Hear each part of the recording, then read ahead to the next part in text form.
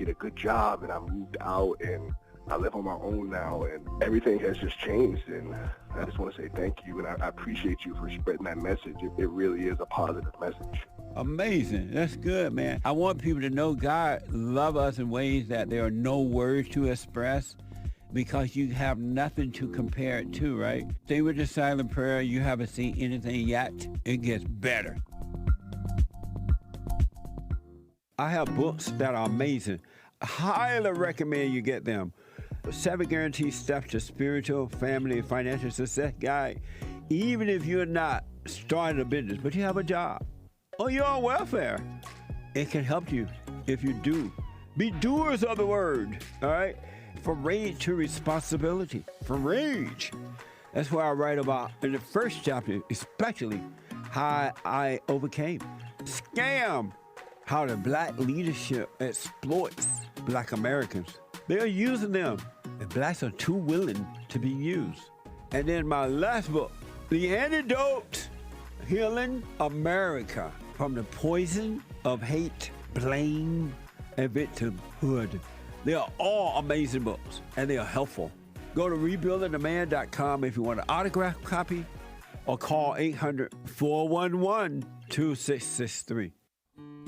We have a counseling service, and I have to admit, thanks to God, it is the best counseling service on this side of heaven. I counsel with men and women, families, individuals around the world. Most people are unhappy, they're miserable, they have rough lives, they're depressed, suicidal, young and old, of all races. I understand, I know why, and I do understand it. Because exactly what's happening in me is happening with everybody outside of me, inside of them. And I've noticed that with those who really want to understand, they overcome it just like that, out of one counseling session. If you need counseling, you can go to rebuildingtheman.com or call 800-411-2663. 800-411-BOND. Best counseling service on this side of heaven.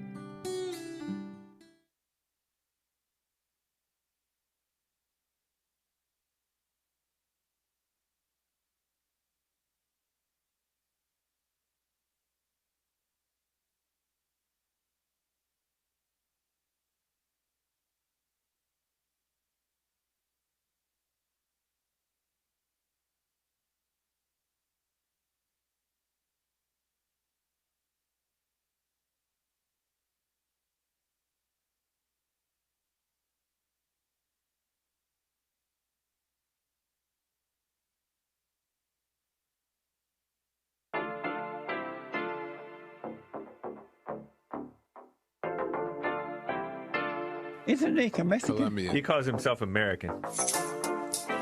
What is this? Anchor Baby. And in this corner, it's the American Anchor Baby. Daddy's home. That's an offensive term. People find that hurtful. You mean it's not politically correct? Excuse me. I'll use the word anchor baby. You know, he's an anchor baby in Canada. Tell him we still rolling with Trump, too. Anchor baby, the whole thing sounds horrific. You're just making it sound like immigrants are these horrific, greedy people. Ustedes pueden aceptar mi negocio o aceptar las consecuencias. Plata o plomo. So you would be considered white, in my opinion. You the blackest one in this room, I think so. And what happened was his mama got pregnant on the other side of the border, and then a few hours before, just before it was time for him to pop out, she jumped across the border and let him fall on American soil. So he became the anchor baby. They don't call him the anchor baby for nothing. Amazing. We like this anchor baby, right?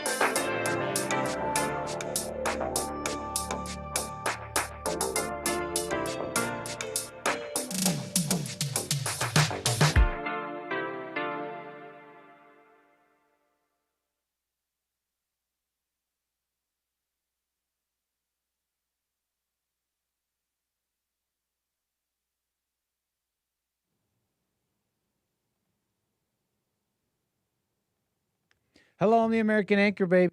This is my show. Thanks for tuning in, folks, on this fine Monday. Pleasure to have you here. Thanks for tuning in. How you doing? How was your weekend, folks? Easter weekend and all that. Are you supposed to say Happy Easter? People were saying that. and I just forget what you're supposed to say. So happy Easter and all that. I heard it was far more celebrated. Easter was, at least. I just learned that spring break was Christian. At least it was at one point. But anyways, how you doing, folks? I'm the American Anchor Baby. We got a bit of a show to get into, and I see all of you tuning in. Thank you. I see you on rumble.com/American Anchor Baby, punchy.tv/Anchor Baby, and of course the people here on YouTube. How you doing? Happy Monday. All sorts of things going on and all that. And we got a couple of things to get into. So appreciate it. Okay, show a little decorum. Okay, click the like button. Don't be rude. Or say hello, right? Say hello. We see you. It's just strange. You're just walking in. You're like, hope nobody sees me. We all see you. We're like, okay, why isn't he saying hello? What a strange person, but it's okay. Welcome. And if you want to call in, you can call in. That's 888-775-3773. If you got something on your mind, something you want to talk about, something you want to get off your chest. Incredible. Okay, so thank you. Happy Easter and all that. I'm seeing you in the chat. You're saying it. That means I'm allowed to say it, right? Okay. Incredible. Easters. Okay. Might have a little thing on that. Maybe briefly in a bit. I mean, I got a couple of things I wanted to jump into. I know there's news and all that. Can we get to that later? Okay, I'm sure you guys won't mind. I'm sure you all won't mind at all, to be honest. You don't really care. We'll get to the news. There's something funny. Call it funny. Call it horrific. Depends on who you ask. I'm yucking it up. Maybe I'm insane. These aren't funny things, right? But call it funnies. Call it funnies and sillies. Clips over the weekend I got to show you guys. Okay, we're dealing with with conservatism. The ladies maybe a little bit. And if you're dealing with the ladies, you're dealing with the men. Let's be real. Couple of things, TP Erica Kirk. Okay. Some of you guys didn't like what I was saying about Usha. And I'm like, Jesse said it first that day. You guys didn't get on him about it. Usha, right, reading her books, the children's books. And you guys were like, back off of Usha. Back off of my beautiful little Usha. I'm like, that's another man's wife. You guys are like, back off of my beautiful little brown Usha. I'm like, all right, chill. That's another man's wife. And you guys are like, stop it. Let her read the children's books to the other bambinos. I'm like, you guys are missing the point. So we'll get to all that. 888-775-3773. How you doing, Francisco? How you doing, Truck? I see you, Kevin. I see you, people. We'll get to the coffees. Yeah, we'll get to all that and all that, all right? So, I mean, I really did already kind of tease it and all that. I want to get into Usha's following after strange gods. Is that like isn't that in the Bible? Isn't that in the Bible? Following after. How do you know she's following after strange gods? You might know her better than I. Is she Hindu? That's Usha Vance, J.D. Vance's wife. Okay.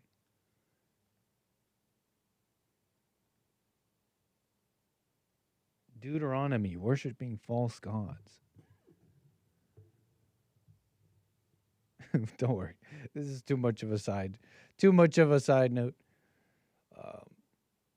They say no dead air, right? But look, where was I? It just is it just not the same without Charlie? Is it just not the same? And I don't know if I can say that. I wasn't following TPUSA in any significant way. I wasn't hating on them either, like significantly. I know that they're like, right, Turning Point USA. They were going around in all the college campuses, talking to the young students, being about America, against woke, Charlie Kirk. I mean, he started all that. Guy ran that, made it gigantic. Made it a gigantic, I think. I don't know how big, but it was big. TPUSA, you now know, ran by Erica Kirk, is the widow of Charlie Kirk. You know, I saw these videos going around because, you know, it's like the Iran thing. It's like Iran. It's like, is it right? Is it wrong? Is it America first? What's next? What's next? Should it ever happen? I mean, that's the conversation, right? I mean, TPUSA, as a, call it conservative, I just don't know. I just don't know what they call themselves. That's why I leave a question mark at the end of that, showing you how much I followed TPUSA. I mean, I saw the clips. I saw Charlie. I didn't have major criticisms. I saw them as establishment. But the establishment's not like all bad, right? The establishment conservatism in my head, it's not just all bad, because some of these older folks, some of these boomers and all that, they're pretty like solid in ways. The younger folks are, you know, they don't want to see it because they're judging. You know how judgment goes? It goes back and forth. And I think it's going a little bit that way, a little bit this way. But that's why I say it's not all bad. It's not all bad. I mean, look at Charlie. Charlie was a seemingly solid guy. Especially, character-wise. Look at it. Can he be wrong about certain things? I mean, maybe. The guy was interesting. You know, after his death, we saw a whole bunch of clips.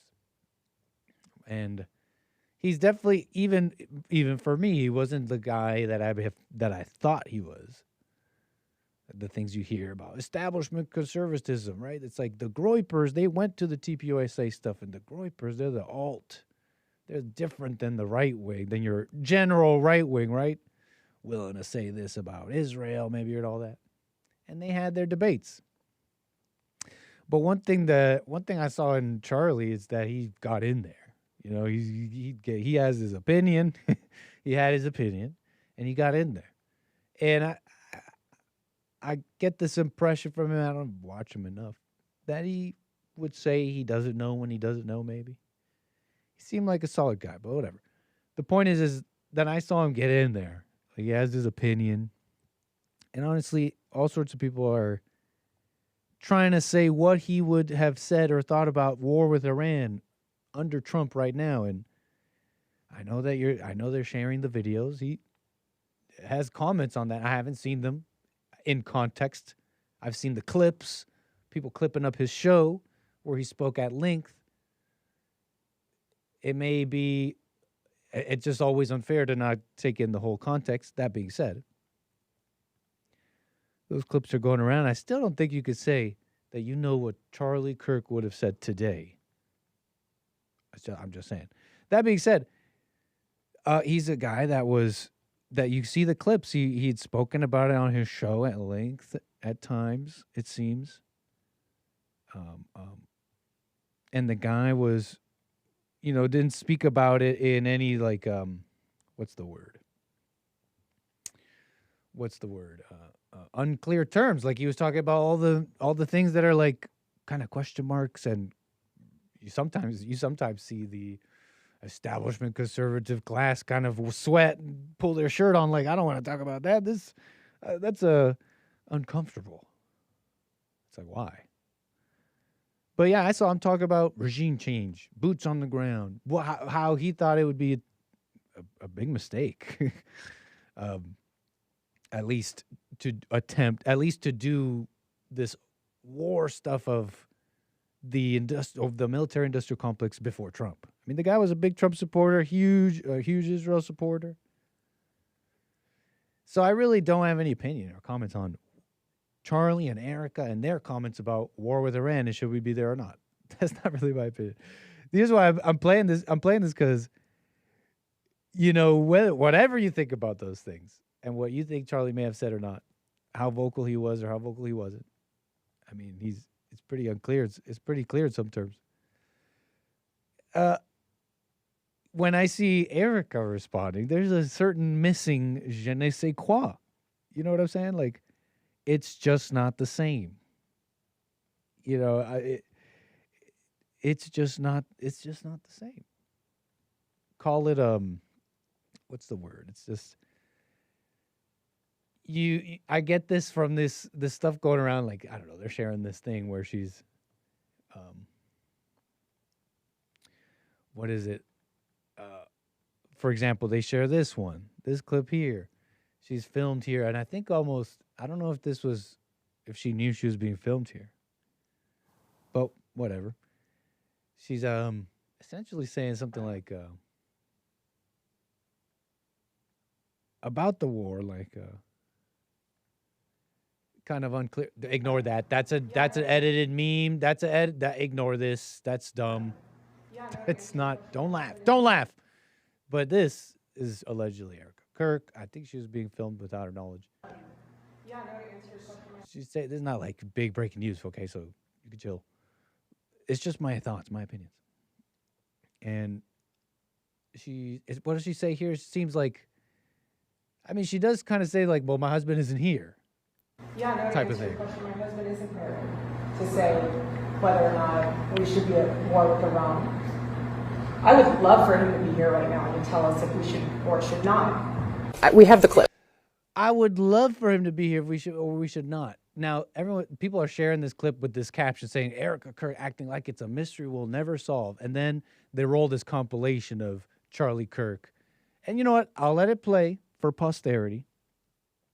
They share this compilation of Charlie afterwards. I'll let some of it play for posterity. Please play the clip. Here's where I stand and where the MAGA base stands. We do not want U.S. boots on the ground. We do not want American kinetic involvement. This is Israel's war. Make sure we don't go to war against Iran, which would be a profound mistake for our country. So that's a really, really important thing. It's pathologically insane. I'm sorry. It is. Do you understand how large Iran is? It's massive.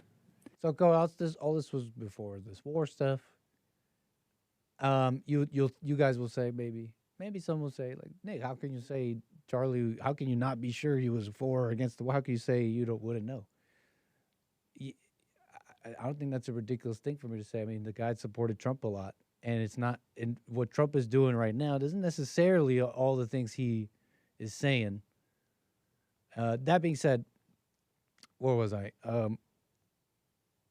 Erica, I think, is being quite honest when she says, I wish he was here to tell us. Because maybe this is where we start seeing where she, call it like, falters in, I don't know, what am I trying to say? Like, it falters in having a take. Not that was Charlie's job. Maybe it was in some sense, but this is where I see a total difference, right? Like, woman who doesn't necessarily know or her stomach kind of hurts, like, oh man, this confuses me. Iran, what are we supposed to do? Somebody tell me the answer. Somebody tell me, what am I supposed to think here? What's the right answer?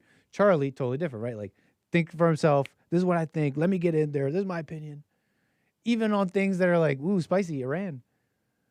That's really the only thing I'm saying is like, it's not the same. It's not the same. And Erica may be trying here and all that. It's just not the same with the ladies here. Call it a difference in spirit and in temperament.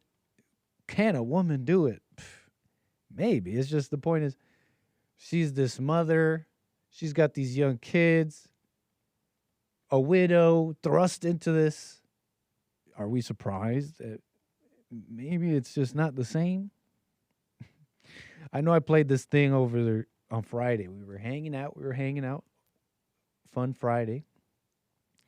I played that clip here. So Erica was at some things. She's out there, right? Running TPUSA, doing this campus events like Charlie was. And she was asked this question about, what should a woman prioritize? Asked by this young girl here. Young girl. I say young girl. This is like a girl. This is probably like a grown woman. Right there, like at college, right? Am I old now? Holy. So this lady asks these two ladies on stage, who this is Carolyn Levitt. I mean, I didn't even comment on her at all over Friday because we didn't get a chance to see Carolyn's response Because when I played this on Friday, it kind of moved on fast. I was like, I mean, like, whatever. Like, Erica's kind of leaving out how, because she tells her, well, you know, it's in fact quite important to be a mother.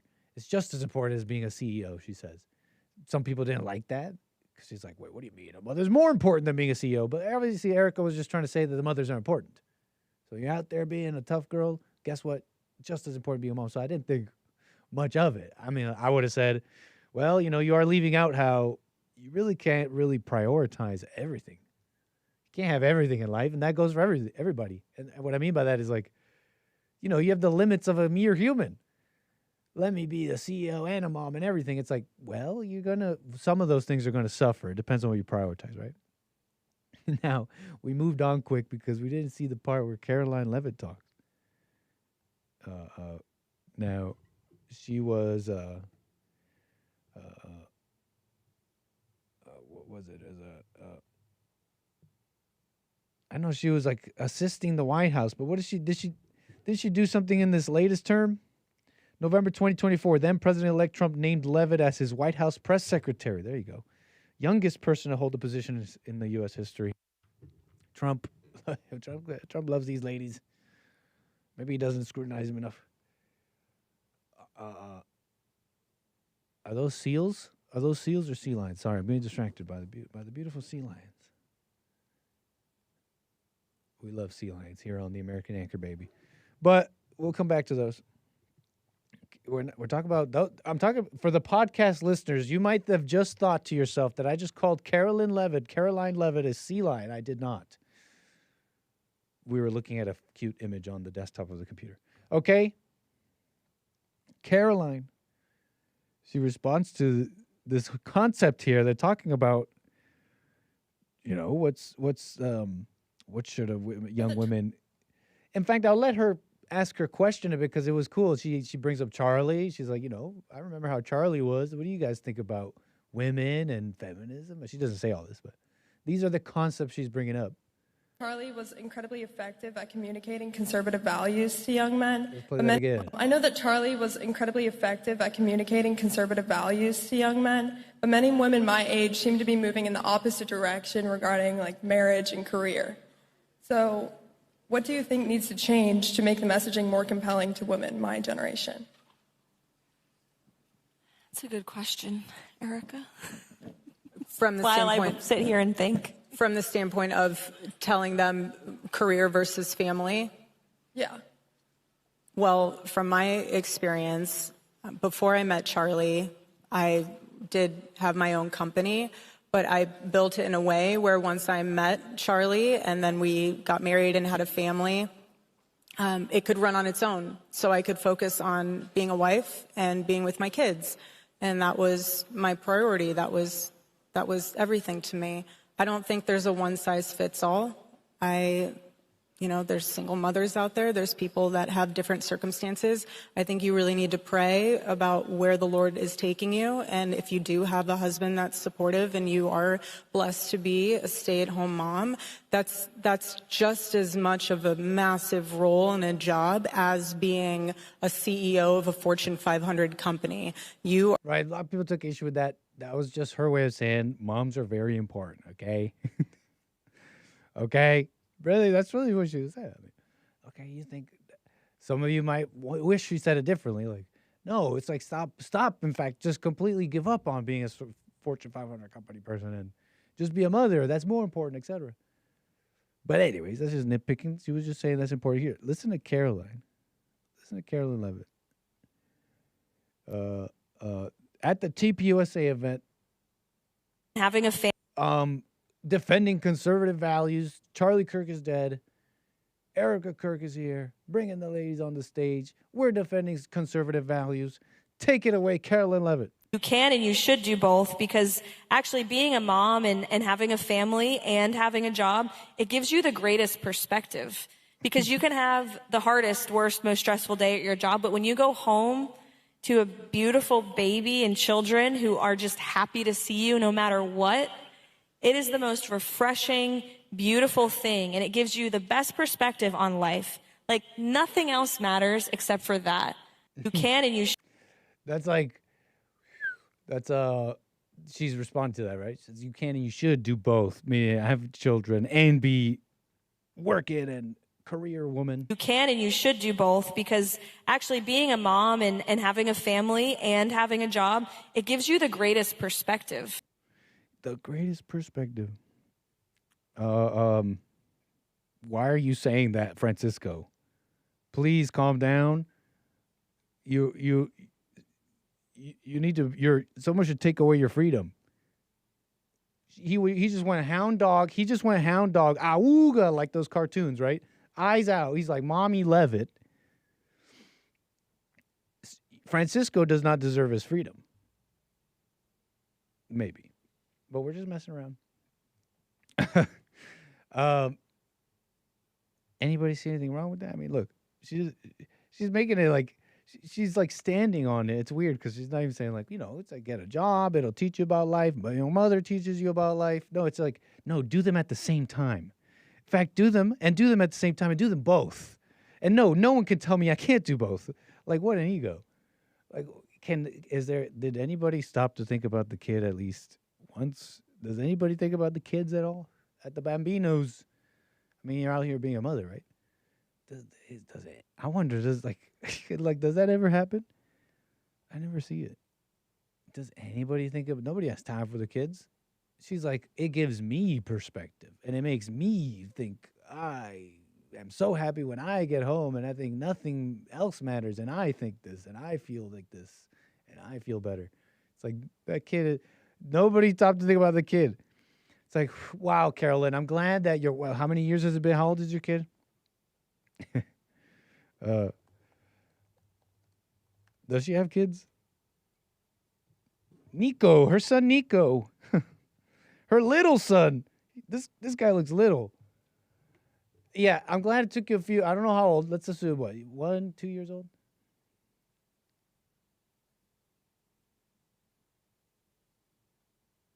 Who's her man? Sorry. How come it's like character development and spiritual and Hake does it, but it's gossip when I do it? It's probably the difference in spirit, right, folks? Robert Riccio. Who's your man? Who's your man? Anyways, look, it doesn't matter. I'm suddenly not that interested. Your son, I was trying to make a joke about, I don't know, let's assume it's like 1 year old. It took you a whole year for you to come and be like, wow, you know what? Nothing else matters but this. I feel better about myself. Anyways, Nico, see you around. I got to go to work.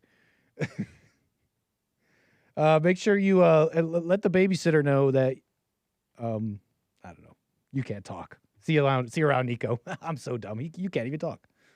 Sorry, that was my impression of Carolyn Levitt. But is that a little silly, folks? Is this really conservatism or is this just feminism? Is this just feminism?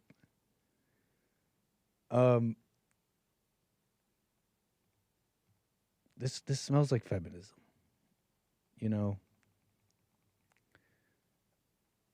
Roles, hierarchies. That doesn't matter. Do anything you want. What are you guys even fighting about? Let me just never look at chat ever again. Let me just vote. So, should I play this part? I mean, why not? I mean, since I was talking about it, right? Voter fraud. You know what? No. Let's move on from all that. Let's do this last thing with Usha. Feminism, conservatism. Look, because you guys were... she's talking about starting some podcasts and reading books to the children. And I'm like, wow. I didn't know that Usha hated her husband so much. Do I really know? Do I really know him? No. But that's like the impression. That's what she's giving. It's giving, as they say, right? People think it's giving just nice lady, loving mother, nice with the kids. It's giving woman that wants to do something other than be the mother to these little children. They're little. To the vice president, who's busy. He's got to be busy. He's vice president of the United States. The United States of America. And she's like, let me gallivant around. read children's book, and not only on top of that, it's not just like I sincerely like entertaining children. No, it's way worse. She has an ego about it. I'm saving these kids. What is it like? You would wish that it was just like, no, I just wish it was entertainment. I think I'm good at this, and I entertain those kids. And it's like, even that would be, it's like, why do you want to do that so badly? Unless you were like such a good story writer. Maybe you're like a good story writer and you wrote your own books. But man, it just doesn't even make sense. So you guys are like, Nick, why do you gotta? So you're telling me that you don't see that a woman that doesn't want to be her role hates her husband? You think I care so much that it's like, you think I care so much that it's like, oh, I really care about people's actions, and I'm like, I need to criticize? No, I need something to talk about on the show. And guess what? I choose to pick things that are true, though. That are true, interesting, and like maybe controversial. It's got you chatting a bit. But tell me where I'm wrong. Like, do I have to know their intricacies of their life? Fine, I don't know them. But what is it giving off in this day and age? It's a pertinent topic. Women don't want to run their role. Look, maybe you'll believe me now. She had Kayleigh McEnany was asking Usha about changing diapers because, okay, turns out she's pregnant. And she's about to have a baby. Of course, Kayleigh has these questions. She asks Usha Vance, who's going to be changing the diapers? So a question. Let's watch. Question that a lot of people wanted to know is, will the Vice President, J.D. Vance, be changing diapers? Oh, absolutely. That's sort of always been our division of labor. When our first child was born, I think he did a majority of the diapers. The majority? I think that's probably fair. And then since then, he's done his fair share of diapers. So a question. Fair share. So a question, that Kayleigh a lot says, of people wanted to. It's a question everybody wants to know. Like maybe just like the evil woman mind. Like evil woman minds out there. That's what everybody wants to know. Usha, is JD a beta male? Which, to be fair, more than everybody does want to know that. Everybody does want to know that, especially even men who is like, this guy is going to be maybe president. I do, in fact, want to know, Nick. I do want to know if he's a beta male or not. So I take it back, Kayleigh. Yeah. Maybe people do want to know. She's like, the world wants to know, is JD a beta male? Like, do women know what they're asking sometimes? Like, maybe it's just like, whatever, right? Like, that's the first thing that comes to mind, like diapers, right? It's so simple. But like, why? And why is it so, why giggling? She laughs as responding. What's so funny about that? Right? What's so funny about JD changing diapers? You understand? Like, A lot of people wanted to know is, will the Vice President, J.D. Vance, be changing diapers? Oh, absolutely. That's sort of so fun. But whatever. It's just a humorous question where we're talking about, something everybody does, but it's gross and it's babies. But maybe it's also funny because it's like he's the VP and he's a man. But whatever. That's just what I was thinking. Here's besides the obvious, like, the guy is the vice president of the United States. Like, you think maybe, like, why is it so bad? Even he has to do his fair share. Like, what is it that you're doing? Maybe consider not doing the podcast. Maybe consider not doing I'm busy with my podcast with the kids. I'm reading to children, not our kids, just on YouTube because, I want to. I'm changing the world. So you do the diapers, JD. What? You think maybe you could like not do the podcast? And it's even worse. This response is not even a response. It's not even coherent. And you guys missed it. It's not even coherent. Tell me, what's fair about what she even said? I don't think she's even hearing herself. Like, it's just like, blah, blah, fair share, equal division of responsibilities, words I learned, I'm a feminist. It's not even coherent because what's fair about, she said, the first kid, he did all the diapers. And so now I think it's fair that he just continues doing diapers. And it's just the fair share. Listen, folks, I'll let it play again. She's just saying words. She's not even like a real thinking person at least in this instance, in my opinion. Always been our division of labor. When our first child was born, I think he did a majority of the diapers. The majority? I think that's probably fair. And then since then, he's done his fair share of diapers. So wait, what's even fair and logical about what she even said? That was pure babble. That was actually pure babble. Well, what is fair about what she said there?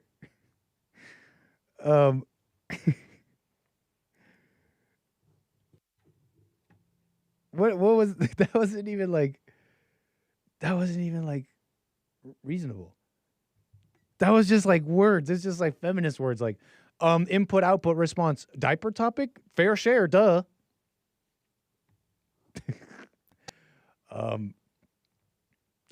But anyway, I mean, I was just playing, Usha. I was just like, it doesn't, you guys think it's nothing, but it could be that she doesn't like being his husband. No, Nick, it's just children's stories. And then she comes out with this. It's like, Usha, I was just joking. You don't have to prove anything. Don't prove anything to me. It's looking worse. Dang, she runs the household. Somebody gets it.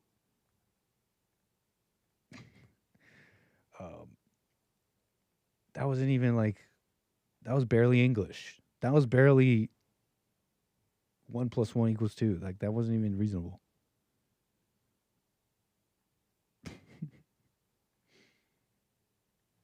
What do you guys think?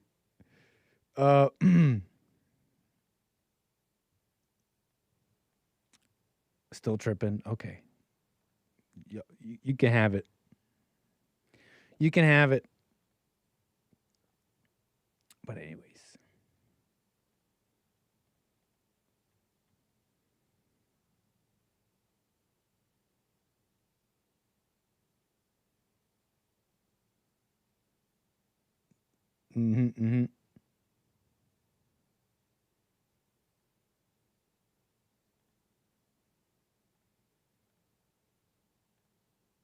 So where was I? Look, Texas. Can we go to Tejas for a moment?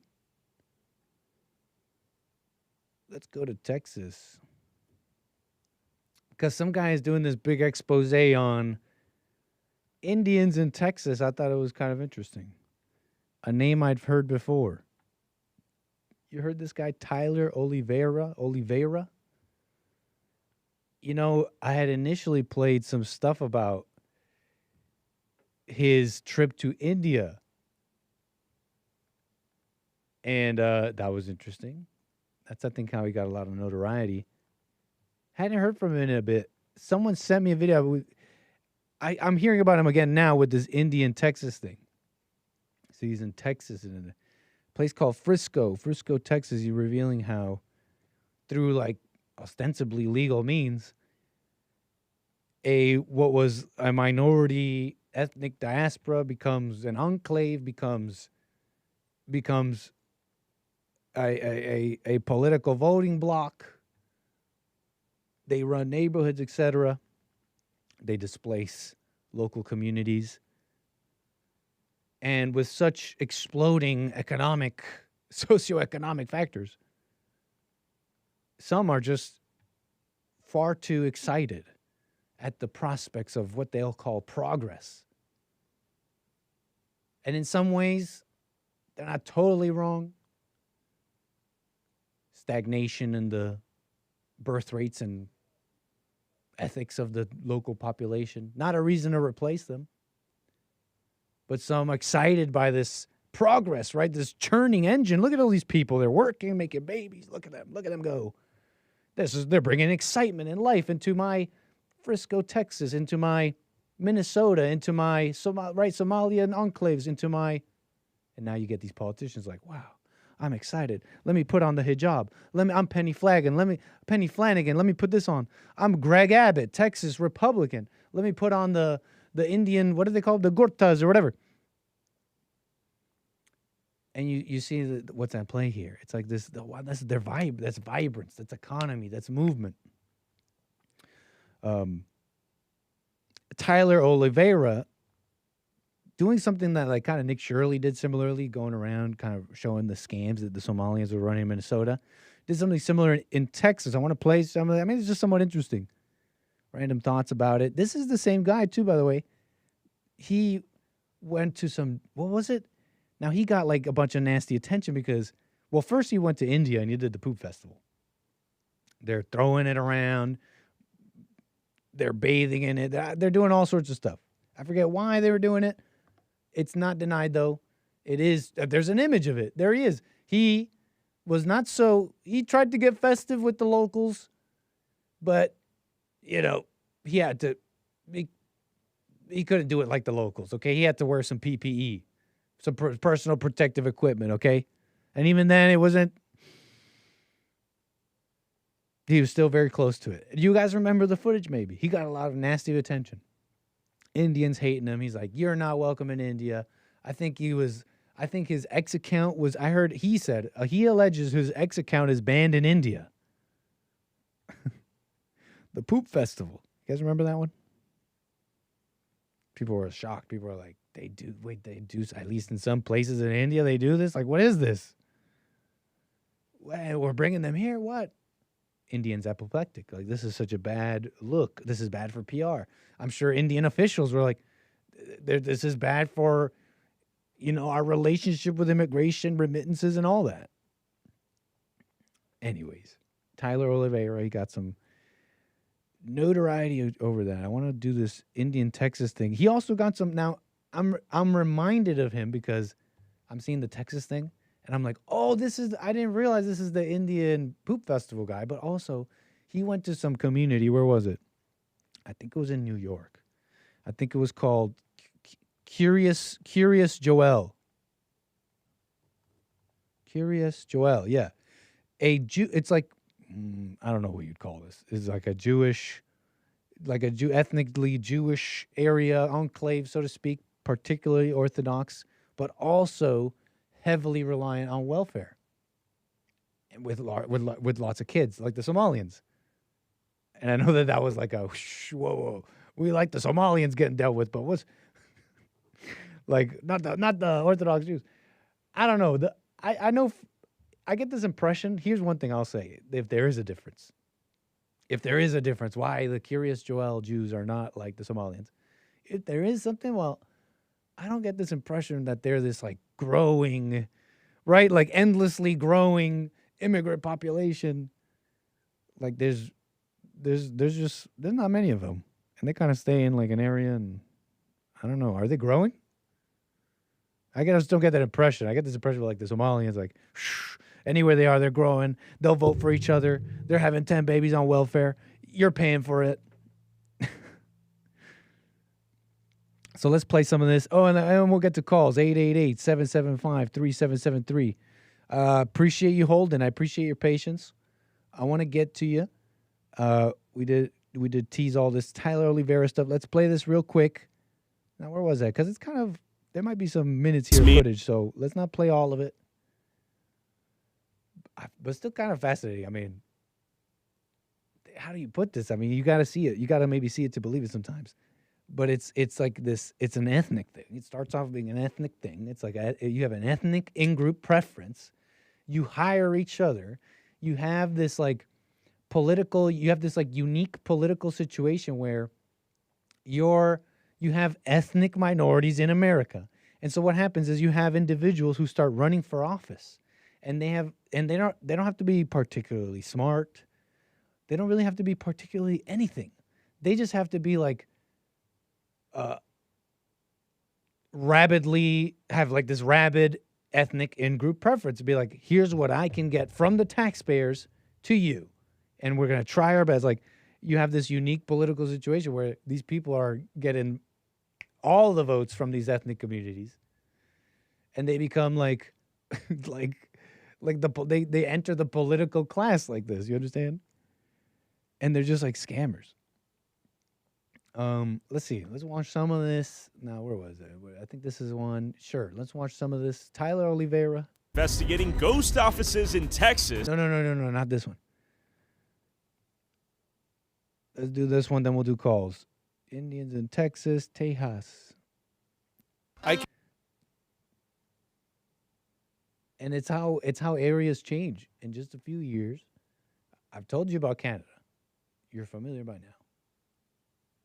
Well, I came here on H-1B 2004. Everybody was Americans. But the fast forward, now you don't see any Americans. This is Frisco. He smiles that he says that. Texas, a once quiet farm town turned home to one of the largest and fastest growing Indian communities in America, as the Indian population exploded from less than 2% to almost 20% Indian in the last 20 years. Many Texans are outraged, declaring there has been an Indian invasion. I pulled up to the Frisco Town Hall meeting to witness the clash of heritage Texans and their new Indian neighbors. Where are you from? Hyderabad,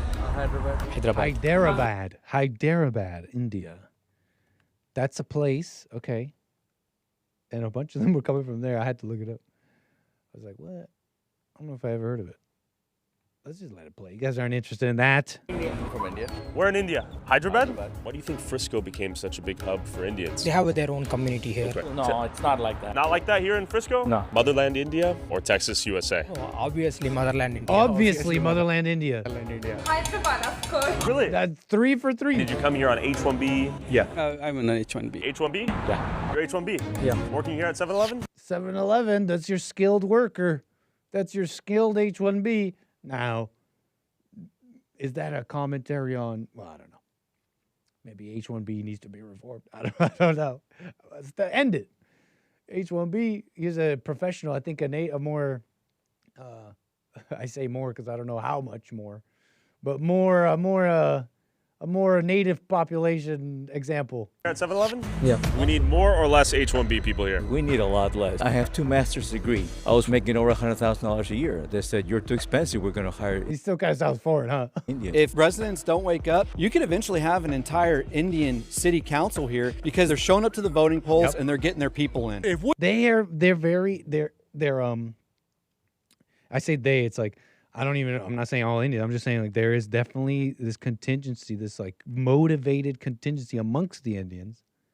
And then the rest of the Indians just don't care. They're like, okay, Indian, yeah. I mean, I'm going to vote for them. They're telling me that I'm going to get stuff. Yeah, I'll vote for them. There's definitely a highly motivated contingency amongst the Indians who see the political systems of where they are, and they're quick. They're quick right away. I remember in Canada how quickly the NDP party remember they embraced Jagmeet Singh. Anyways, let me move on from that. I had some comments on that, but don't worry about Jagmeet Singh. Look, it's just I saw one Indian become 20 in both in the government and outside. We give this up, we're doomed. The devil would say, well, you're racist. That's racist. According to the devil's dictionary definition of the term, I am racist. Yeah, you're a patriot. Wait, there's no such thing as racism, by the way, folks. But, we know what that guy meant. Came here on H-1B. When did you come? 2004. I was only one Indian in entire my team. Everybody was Americans. But the fast forward, now if you go to my work any other places, you don't see any Americans. I got laid off 20 years ago. I worked in IT. I have 2 master's degrees. And how much do you think they pay the H-1B replacement? Well, at the time, 20 years ago, they paid him probably half what I make. I haven't been able to find a job in IT since, and it's really sad. My name is Shri. My name is Inba. My name is Ardav. My name is Siddharth. Hi, my name is JT. That's like my Catholic high school. Wow, that looks like my Catholic high school in Canada. Shri. My name is Inba. My name is Ardav. My name is Siddharth. Are those Boy Scouts / Girl Scouts? What the? Hi, my name is JT. This is insurrection. This is the overthrow of the United States government. Why are people with multiple H-1B companies? So you got a taste of that, right? Tyler's doing that thing out there. Oops. Pretty interesting. And it's just there's these things at play that go above the individual. You know, you see Greg Abbott, and I don't know what he's wearing. I forget what you call those, but you see this with like Republicans. You see this all across this. Some have decided that they're coming here. That's it. It's just been decided. It's been decided that there needs to be enclaves of these ethnic enclaves because you need the population here, etc.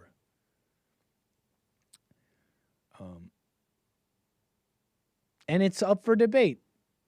Will all of America become India? Well, it's like some will want to get in that debate and say, well, no, let's be reasonable. No, they'll just have these enclaves. They'll have areas in America that are, you know, largely whatever.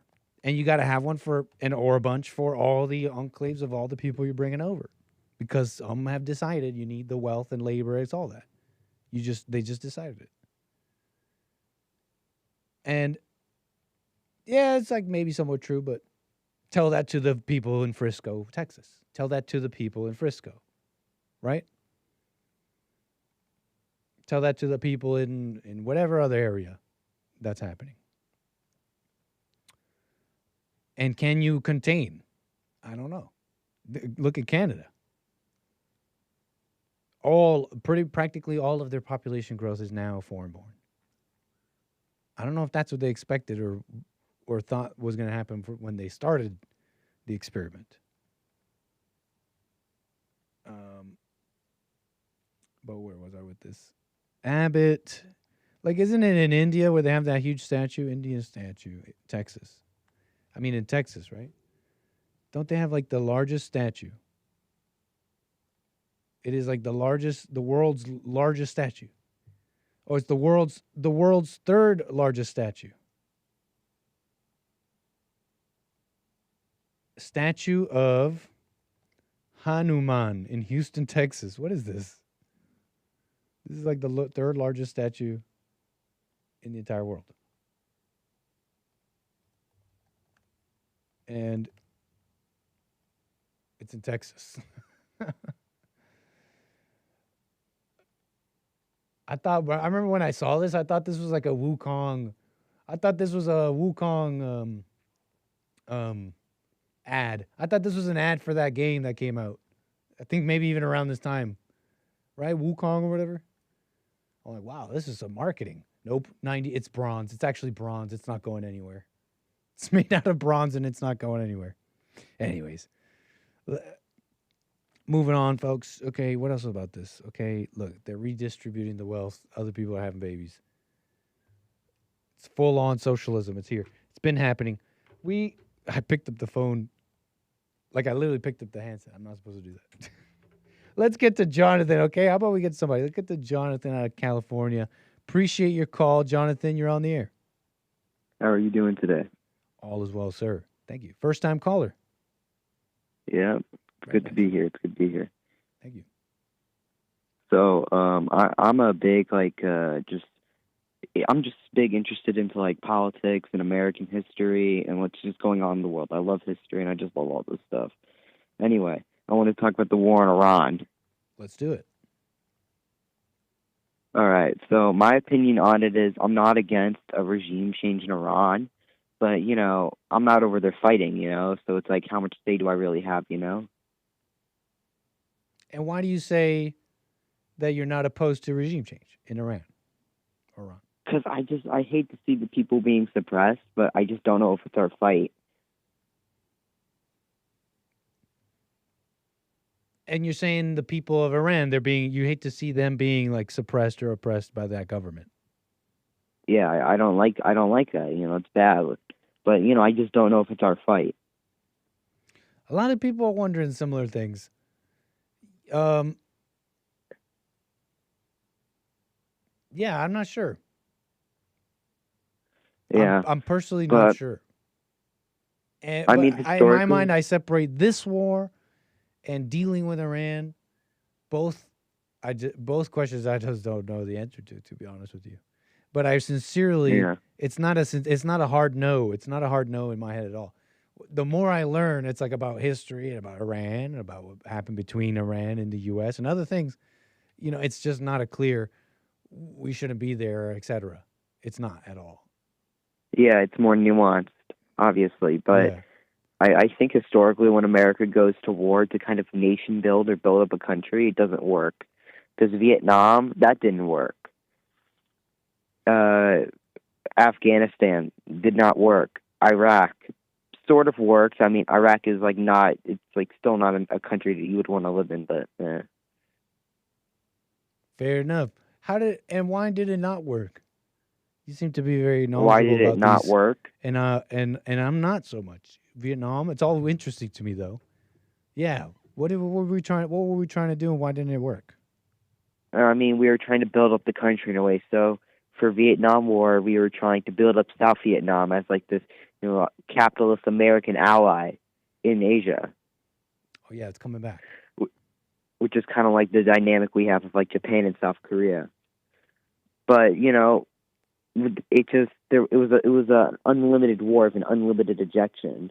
It's like they couldn't get the North Vietnamese out of the South, and eventually, they fell. The fall of Saigon.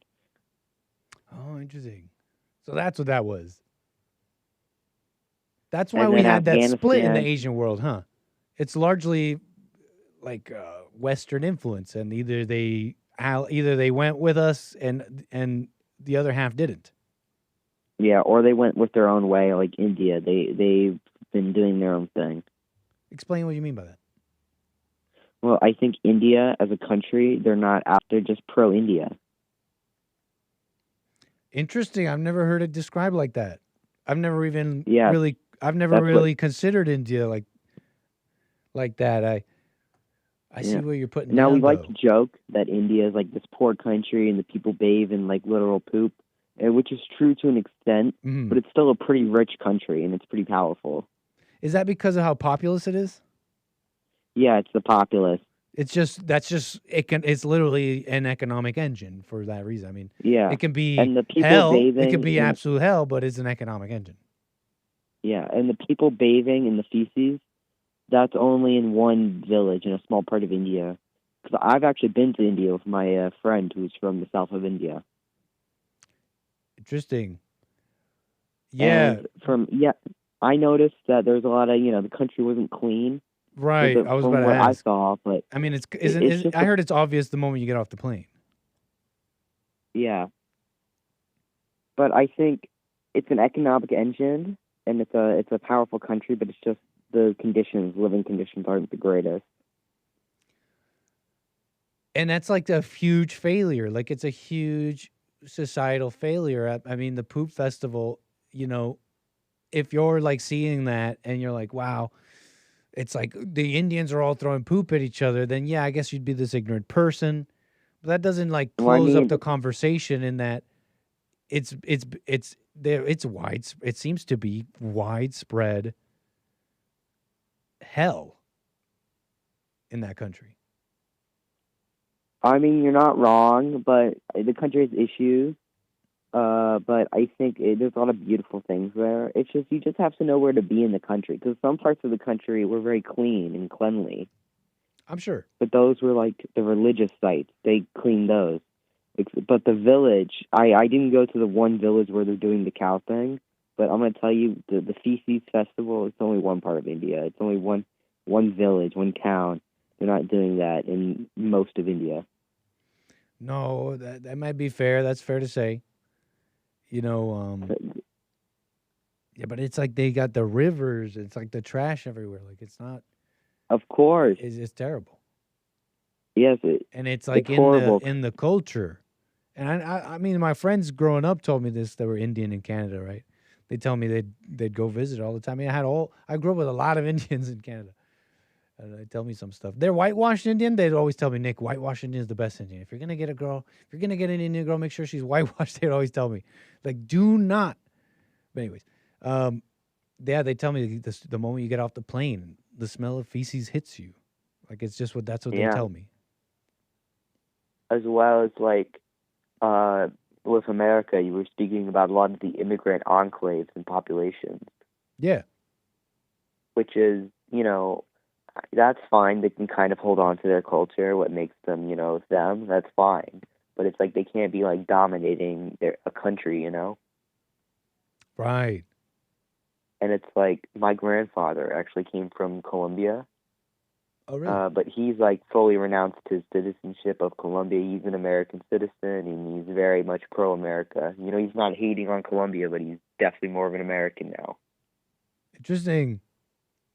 Yeah, very interesting. Yeah, so yeah, I know of some people like that. I know also some people that totally the opposite. I know some who are Yeah. like, I'm going to go back. I'm leaving America. I'm going to Colombia. It's the right thing to do. Interesting Yeah. people out there. I understand Yeah. both of them. Yeah, of course. And I've met a lot of people who, in my time, I've traveled around a lot of the places, and I love to speak to people. And in Europe, they're starting to be more against the immigration. And I met a couple of Europeans who wanted to come to America. Out of the frying pan into the fryer, maybe.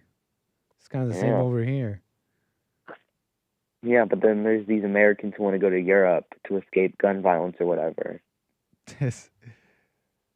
Which is, I actually knew a woman who was upset with her kids that, they go to American public school and they have to worry about, school, I don't know how to say this on the air, but, school, tragic events. Uh-huh. Oh, I got you. So she wanted to move to the Netherlands, which I told her, yeah, do whatever you want, lady, but it's like, lady. I think to solve the issue of the gun violence in America in regards to people like in schools, I think you don't have to take people's firearms. You just have to put, soldiers from wherever, National Guard, Army, who cares? Just put them in the schools. Just put like 2 in every school, and we'll be fine. Yeah, something. There's creative solutions out there. Armed teachers. Yeah. Which I'm Armed not saying, I teachers. forget if that was a good word or not, but there's got to be some real authority and real consequences. They got to know, deranged people have to know that they're not getting out of this, that they're going to die. And hopefully, without being able to do much damage either. There has to Yeah, be and some this deeper authority. Yeah, absolutely. And this might be a hot take, but I think we gotta bring back the insane asylum for like mentally ill people. Yeah, I think what would help a lot is if we just remove this there seems to be some basic programming in like our institutions and laws. There's like a line of code. If we could just delete the following line of code, which it reads something like you must consider the socioeconomic factors before doing anything or something like that, right? If we could just remove that and just punish the person for the crime they commit, it doesn't matter how old they are, doesn't matter what race they are, I think that would help a lot. Right now, for example, they're trying to arrest parents when they're teens. Teens go out and commit crimes. I saw that. Imagine for a moment if America didn't feel so bad about kids to go like, but they're just kids. Obviously, they were raised wrong, and they're the society. And you know what, mama government, guess what?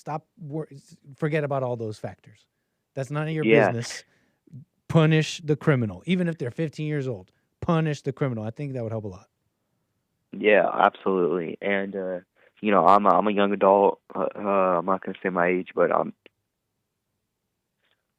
a young adult, and I just wanted to say, I think the teen takeovers is like a real kind of issue, and I've seen it even in Sacramento. I've seen it in Houston, Florida. Wherever I've been, I see teen takeovers, and I'm like, God damn! Like when I was growing up in like the 2000s, kids were not fucking doing this shit. Keep it clean. Keep it clean. Language, I mean. Yeah. Kids were not doing that. Kids would ride their bikes maybe to the mall or something and like hang out, but like never in like a big group. Like I remember when I was growing up, I would never see a group of more than like 10 kids at the most hanging out in like a public place. Mm-hmm. But now it's like you got these packs of like 100 Yes. kids, and they're just storming. We've got concert, a mall, wherever. And sometimes, And like, going into convenience stores, just robbing a place or throwing the chips everywhere, literally just destructive, just like destruction.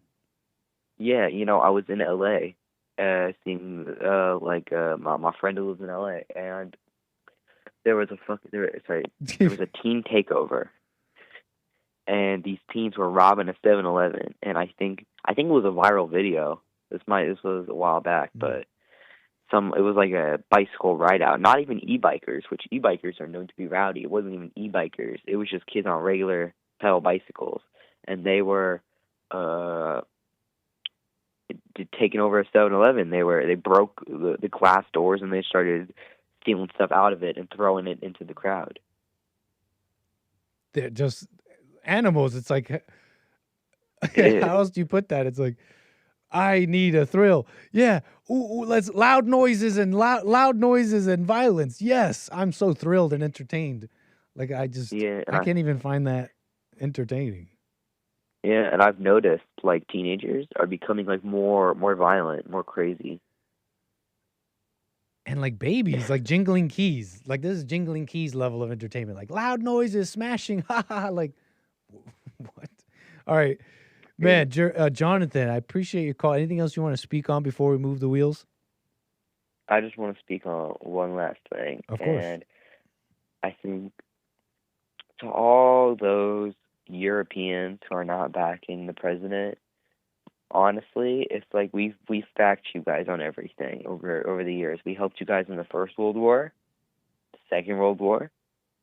We helped you in the Cold War, and we've always been helping you guys. And you guys have helped us in the war on terror. But we need you guys again to go on a war against Iranian terror.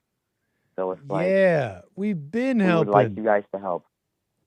We would like you guys to help us stop being all flip-floppy, just side with us, and it'll be good. It's the Western Alliance. And yeah, we know Donald Trump, he sometimes talks out of his butt, but just work with him, and I think it'll be great. And he's a man who wants the right thing. You're so right, man. It's every day with these people. They're like, historic alliance, the Western Alliance. We're historic friends. Where are all of our historic friends? Nice, man. Yeah. Right on, Jonathan. Like Call me again. Oh, wait, please, go ahead. All right, I got you. Thanks, bye. Take care. Take it easy, man. 888-775-3773. You guys, the cussing of the storm? Yeah, you just flip it on. Like he calls himself a young adult, and you know how these young adults are these days. He called himself a young adult. It's second nature, the cussing. It's no biggie. I'm chortling as if it's funny, so it's my immaturity.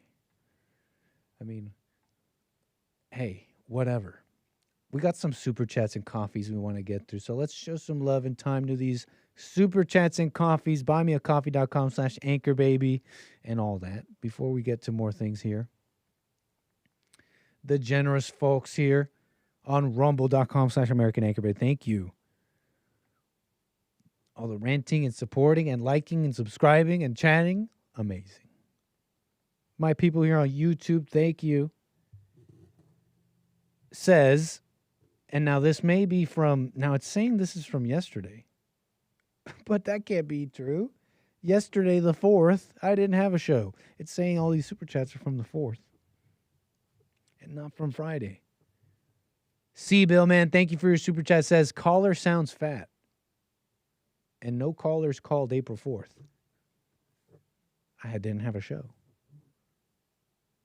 Taylor with the super chat says, shout out to the USAF PJs that got the pilot. I just learned what that was.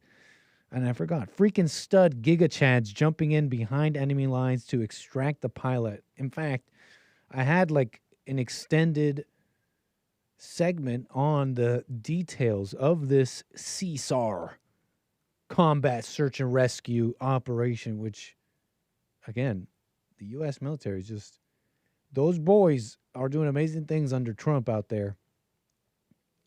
All sorts of assaults and operations, Epic Fury, Maduro. So, we might do those details in a sec. Thank you, Taylor, for the super chat, though. I forget what PJs are again. Not pajamas.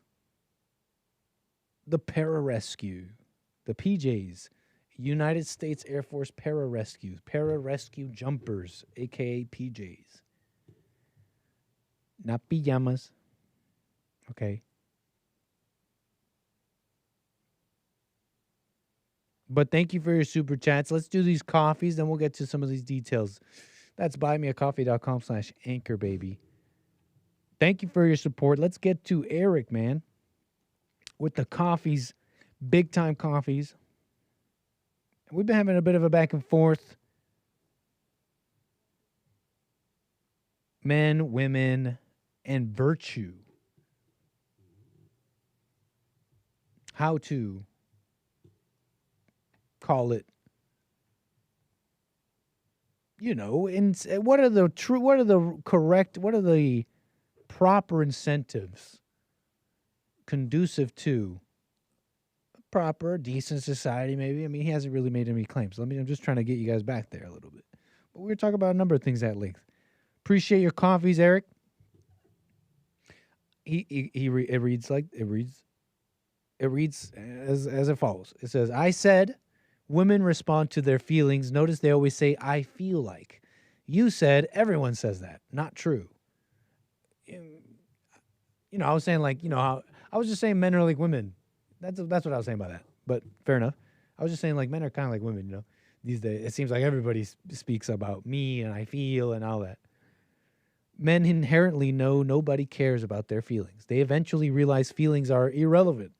Yeah, that all I was saying is it doesn't seem like that sometimes. I'll see a lot of beta males complaining, and I'm sick, and I'm tired, and I'm sad. Women get sympathy for their feelings. They use feelings to control. Men get ostracized for their feelings. A man with emotions is a woman. If you go back to Mimi's call on the JLP show yesterday, she said, I feel like 13 times. Yeah. Yep. And about a lot of stuff about me, about the ego and self, and women talking about self. Right on, Eric. Now back to what I was saying about salvaging society. Women change their behavior when it doesn't feel good. When women get a thrill from being virtuous, they will put on clothes, go back to the kitchen, make babies, and obey their husband. Join a book club at their nearest library. He says that if it just becomes thrilling to do that virtue, that women would do it. They'll still be of evil, he says, but their behavior will move society towards stability. But they won't tap into what they're supposed to be unless it feels good. So they need medals and validation for being virtuous. That's what Eric says. There needs to be something that causes women to stop seeking attention from the wrong men. Do you notice women love attention the most from the men that give them the least? It's a greater thrill. Women love thrills. So if you change how they feel about doing the right thing, then women will change. Interesting, Eric. What is that something, right? That's that question. He says, what is that something? He asks, there has to be something. There needs to be something that causes women to stop seeking attention from the wrong men. But also they love not getting attention. Man, Eric, these women, huh? Can't be with them, can't be without them. No, that's just cliche. Eric with the coffees, he goes on and says, why do you love whom or what you hate? Quoting JLP's biblical question from last week. He goes on, he reads, all emotional dependencies turn into resentments because you believe that you need them. I, the ego, hates anyone I need because I've given them control of my happiness. This belief causes me to compulsively think about controlling them, which I confuse with love. You hate anything you believe you need. And then he quotes, I think, Jesse, give up belief. Interesting, mate. Yeah. You hate people you need. True say. Thank you, Eric, with the coffees. Buymeacoffee.com/anchor, baby. Appreciate the support. Incredible.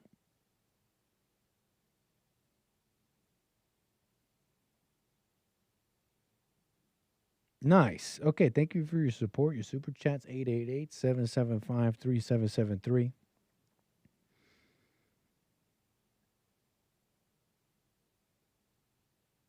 Okay. Yeah, okay. Enough of that. Where were we? Since we played the Tyler Oliveira stuff. I mean, it's related. It's one of those what incredulous moments. It'll have you feeling like that. Of course, you don't need to. Don't do such a thing. Emotional responses. Look, I'm just trying to do this show.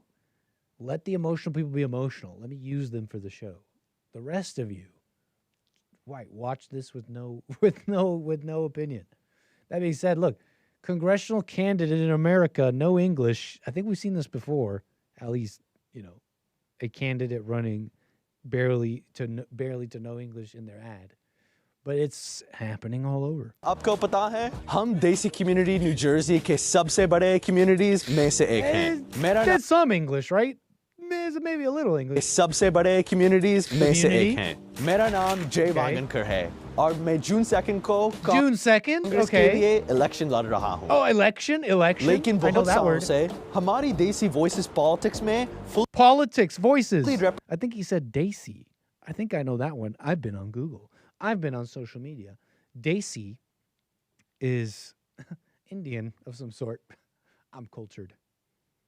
Present नहीं हुई हैं. अब वक्त आ गया है कि हमारी आवाज सच में सुनी जाए. इसलिए मैं कांग्रेस के लिए election लड़ रहा हूँ. आपको पता? See, there's plenty of English there. Congress represent Desi, candidate. June 2nd. Okay. I got plenty right there. Oh, nah. Is this Toronto? No, this is Texas. Let me tell you where this is. I had the info on this guy. Jay, his name's Jay, right?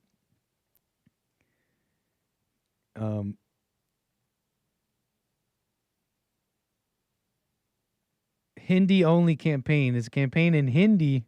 Jay Vangakar. 28 years old, Democratic candidate for the primary for New Jersey's. It's New Jersey, my bad. 12th Congressional District. Okay. You don't like his pink tie? How do you know he hasn't taken a shower? He looks pretty clean. I mean, look, we're messing around, but Jay here, he's like represents some of these this unique situation, this unique political situation in America, where you don't have to be necessarily an individual with connections, creative ideas, a scholarly individual, particularly smart, particularly good at governing, particularly competent. You don't really need to be any of those things. You just have to be an individual that's going to be, committed to this one-track mindset. It's like, what can we get for us? I'm going to represent you. You use all the words of democracy, right?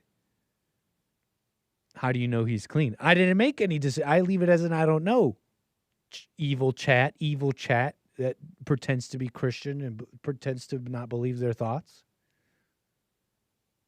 I'm not saying he's clean. I'm not saying anything. I'm saying he's the Schrodinger of a smelly armpit. It could or it could not be smelly. You don't know. But moving on from that. Yeah, you're familiar with this unique situation. He doesn't have to be competent. He doesn't have to be anything. He just has to be representing Indians and their voices in representative government. You know how you can use all those words, right? That's what we learned in school. It's like how it's supposed to be, maybe. But this is like ethnic politics, right? That's how you get those areas where all these people are on welfare, but they're having 8, 12 kids. It's literal redistribution of wealth. Not a little bit, but like full on redistribution of wealth. So anyways, that was all kind of related, right? India, Texas, Frisco, New Jersey.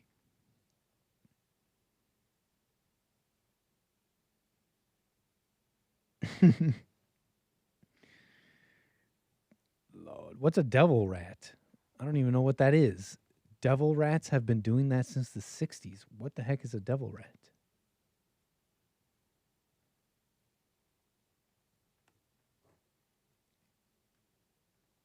What is this American colloquialism?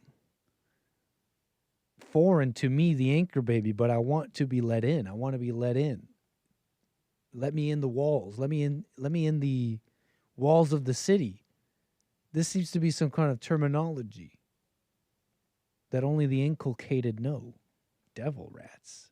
What are devil rats, and what have they been doing since the 90s? Let me in. Oh, a Democrat. All right, my bad. I thought this was like some terminology, like that's what you used to call maybe this or that back in the 60s. I'm like, let me in. Let me into America. You just mean, okay, devil rat, like Democrat. Okay, I've got, my bad. Okay, moving on. I'm embarrassed. You just meant Democrat. Okay, my bad. We call them demon rats, right? Like, so Easter was Holy Week, right? Holy Week. That was, right? 7 days leading up to Easter, Palm Sunday, okay. Pascua is Pascua. What's Pascua? Is Pascua Easter in Spanish, or is that also Passover? Is Pascua Easter in Spanish? Or is it Passover in Spanish? Or is it both? Is it both? Are the Spaniards quite based? Pascua in Spanish can actually mean both, depending on the context. More commonly, Pascua, you call that Easter, but it can also refer to Passover. See, I knew that because I'm looking at the word, I'm like, Pascua, that's like the literal word for Passover. So are the Spaniards kind of based? Like, yeah, I mean, it depends on who you ask, but we're going to say the same word for both because Jesus is the Passover lamb who came to fulfill all that happened when the Jews were doing all that way before Jesus, right? That's what some think. That's the thinking, right? Jesus is the Passover lamb. He fulfilled all of that. That's why he's... Right? Now, some disagree. Jesus was maybe just a nice guy, a rebel, something in between. Depends on who you ask. Pascua. Now, have you ever asked gay Catholic Spaniards that question? I don't think you have. In fact, I don't think you've ever even met them, seen them. But they're there, and they're visible, and they're interesting. Just like, just in that, how like maybe like a particularly passionate black person can be entertaining. A particularly passionate, emotional gay Catholic. They're saying they're gay. I don't even know if they are. Let me say, this is just a funny moment. This is just a funny moment, funny video. Easter happened. They're saying these are Catholic gays in Spain, and I don't even know if that's true. So let me just say that. This is like, I'm not trying to like, right, put anybody on blast. Like, look at these gays. Like, I don't care. Just look at them, how they're acting though, please. Tell me this is not like effeminate or like emotional. It's just funny, okay? Just watch this with me. They're looking at an image of Mary, Mother Mary, and they can't contain themselves. And maybe you'd feel the same way if you saw her as the Holy Mother of God. Maybe you would be also unable to contain yourself. Maybe you too would have such passion. But can we watch these passionate Catholics for a moment here? Just for a moment here?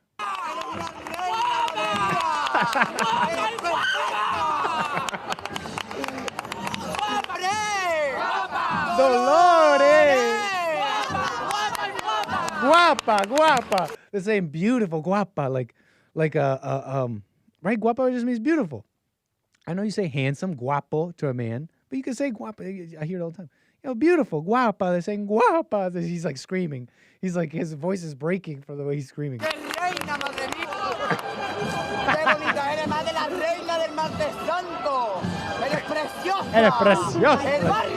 Just imagine for a moment in English, just like really, really extra passionate, maybe kind of lisp, kind of a bit of a lisp, but you got to understand, the Spaniards already have a bit of a lisp.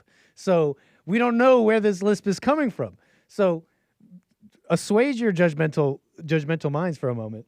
Imagine the translation would be something like, you precious Mary, you precious Mary, like maybe a little bit like that. You precious, beautiful, guapa. They're calling her, he's saying Dolores. He's saying Dolores. They're not calling out, they're not calling the name of the maid. Dolores. No. That's actually a Spanish, it's a Spanish thing. You got to understand, okay? Andalusian men from Andalusian, this area, the southernmost Spain, they're very Catholic. They're very passionate. They're not always necessarily effeminate or homosexual. Very straight, strong, manly men cry at the sight of Mary. I don't know why I'm laughing. Strong, manly, Spaniard, Andalusian men specifically cry at the sight of Mary. They call her Dolores, Nuestra Señora de las Dolores, Our Lady of Sorrows. Dolores. They call her, it's like pain. It means pain. It means sorrows, pain. Our Lady of Sorrows. Our Lady of Dolores. Nuestra Señora de Dolores. That's why they're calling her that. Dolores! Wait, let him say it again. Wait, hold on. Wait, one more time with the guy two in the back going nuts.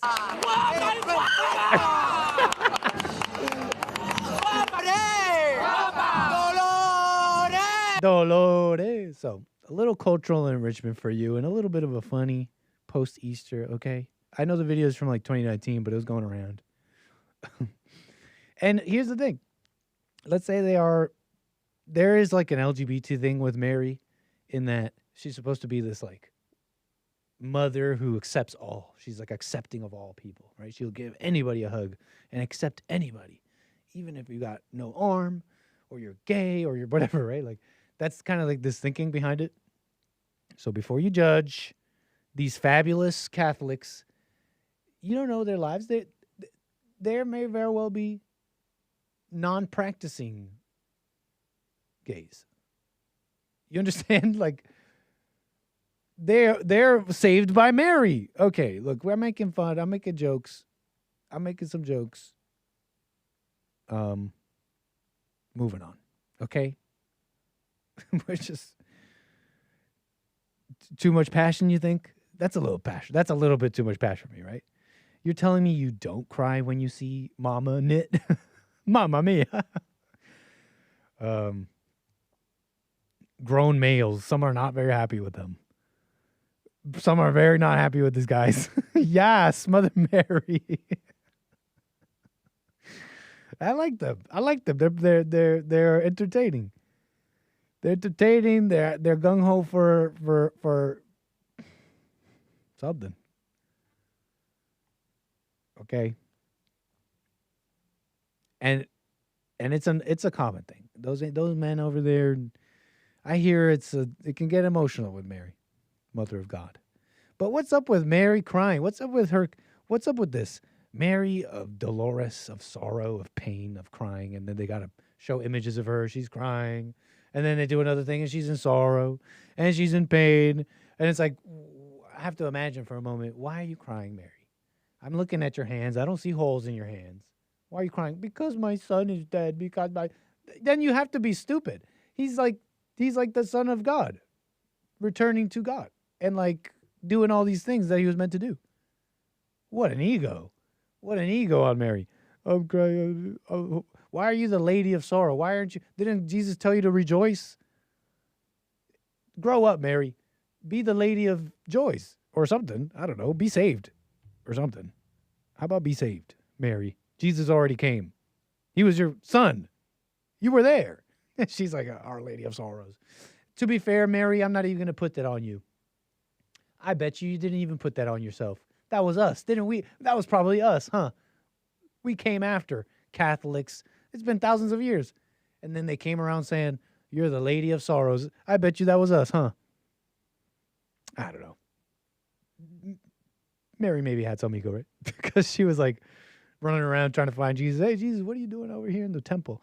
Don't you know I'm with my father, woman? Be gone. Every lady is the Lady of Sorrow. You're going to have to explain that one to me. It's like Jesus came, Our Lady of Sorrow. Time to drop the sorrow. You know? Enough with the ego. Who are you crying for? If she's crying, she's lying. She's been through a lot. She went through a lot. Don't you understand, Nick? He got crucified. She went through a lot. Even Jesus put Mary in her place. These New Age men would never. Anyways. Catholics, hit me up. What am I not getting here? What am I not getting? What am I supposed to get? All right, moving on. Last bit of the show. How about we last segment of the show. I mean, what can I say, folks? How about we take some time? I didn't know when I was going to do this. I was maybe going to save it for Friday. But you know what? Since we have the time to now, it's pertinent. It might be a little old by Friday. How about we kind of go into this Revolver article and take in the details of this rescue. We got him on April 5th. Don't worry about that guy. But that's what Trump was saying. We got him. That was the news. We got him, and who's he? I mean, it's smacked both of the U.S. service members, both the pilot and the weapons officer that were aboard that jet that was taken down by some Iranian capabilities here.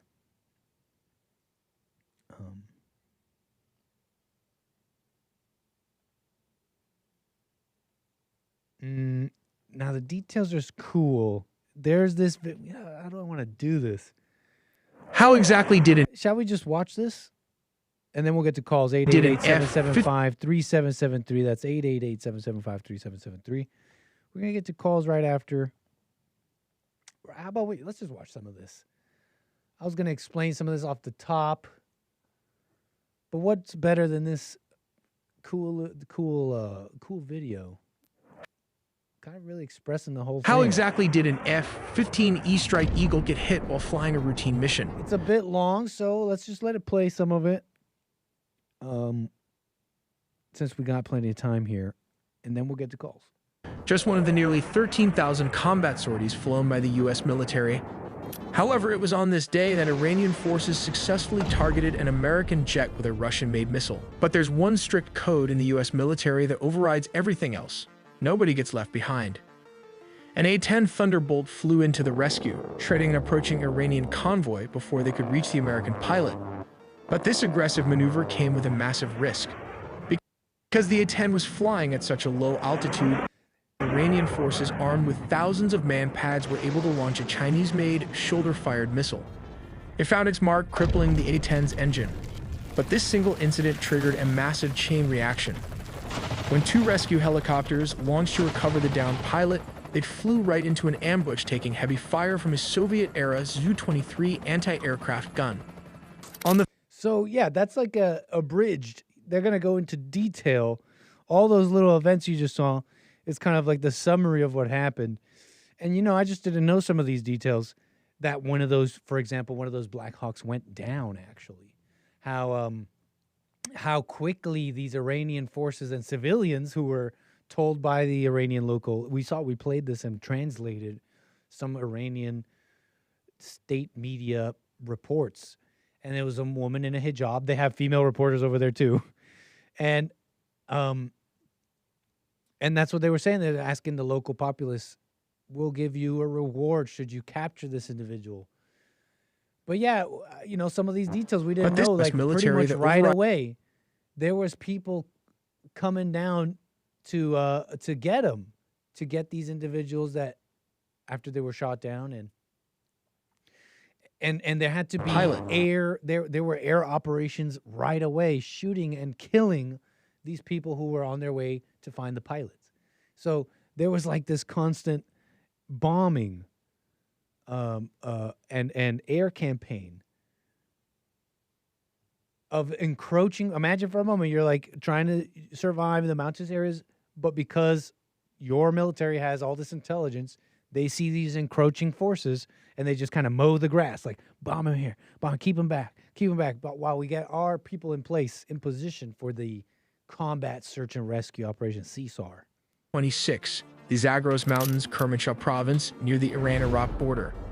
This terrain is characterized by jagged peaks and deep, narrow valleys. Now, this is the operation with the jet. It is a tactical nightmare for aviators, but provides excellent terrain masking to hide from long-range radar. That's why they were so low. However, it also they were hiding for radar. Allows enemy forces to set up devastating short-range anti-aircraft ambushes.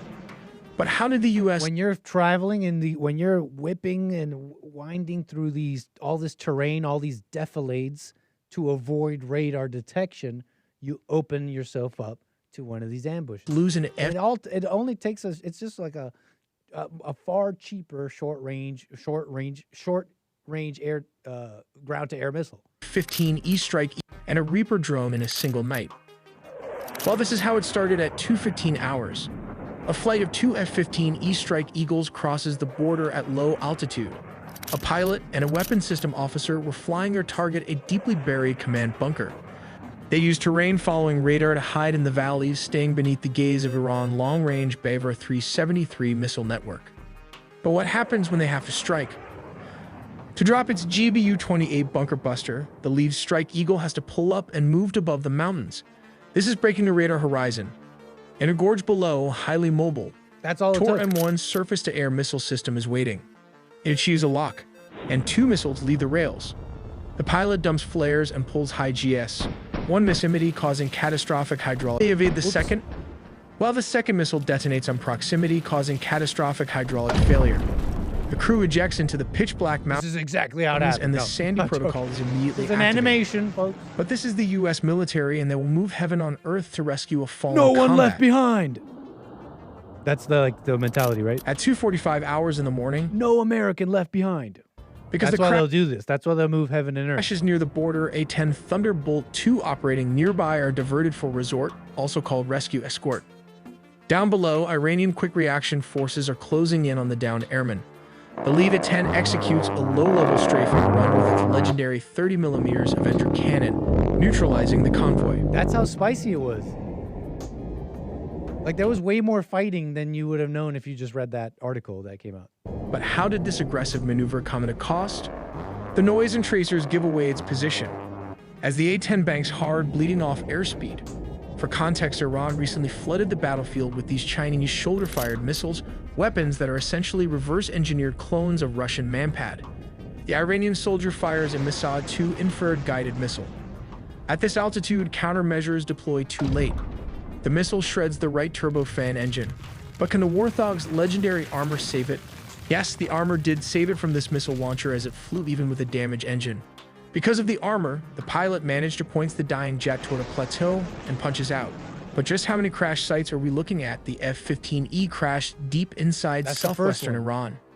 Specifically, local reports and verified wreckage photos place the crash site in the rugged mountainous terrain of the Khojaly and Boyar Almat province, while the A-10 Warthog did not go down over the Iranian mainland.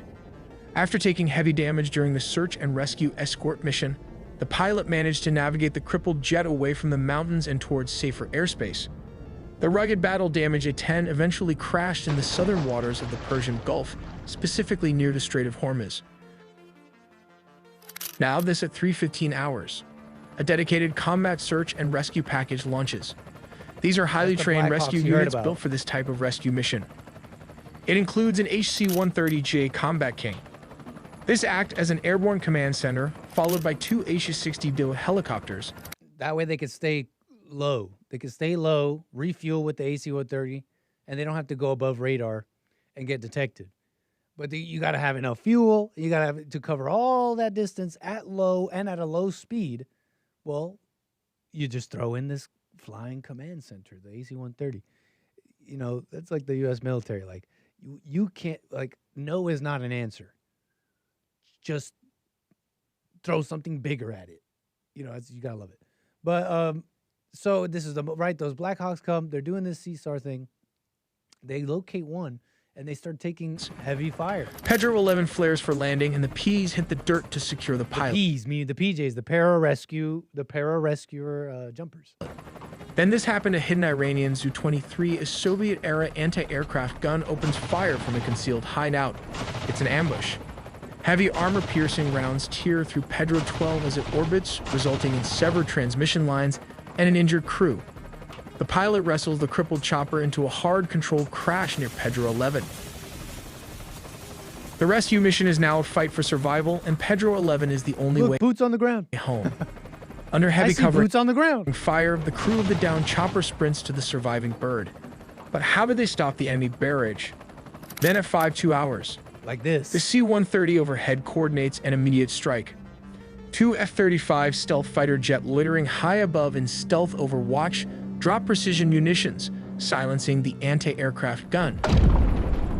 Let's go. With the A-10 pilot, the PJ, and the crash chopper's crew crammed inside, Pedro 11 is maxed out on weight.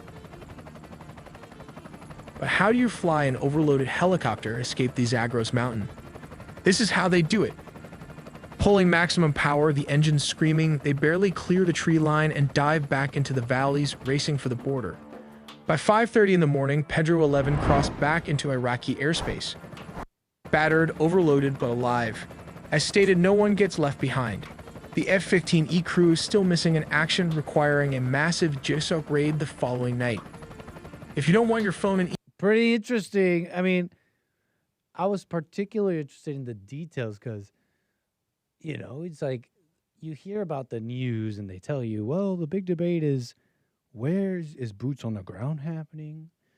Meanwhile, the reality of war and the situation, it's like, you know, I mean, this is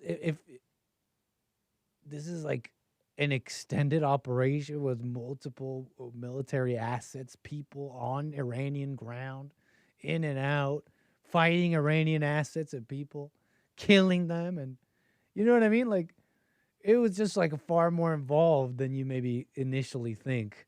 And it tells you the level of you know, of expertise and the capabilities of the U.S. and just the military, and in these delicate operations and how they run them. One of its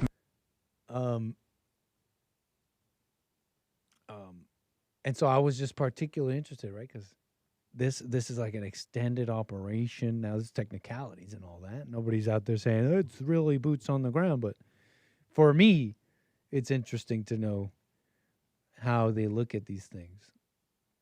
And it's amazing work by, who I believe, what are they called? They were the 112th, some sort of para-rescue regiment. Very cool. Very interesting. Yeah.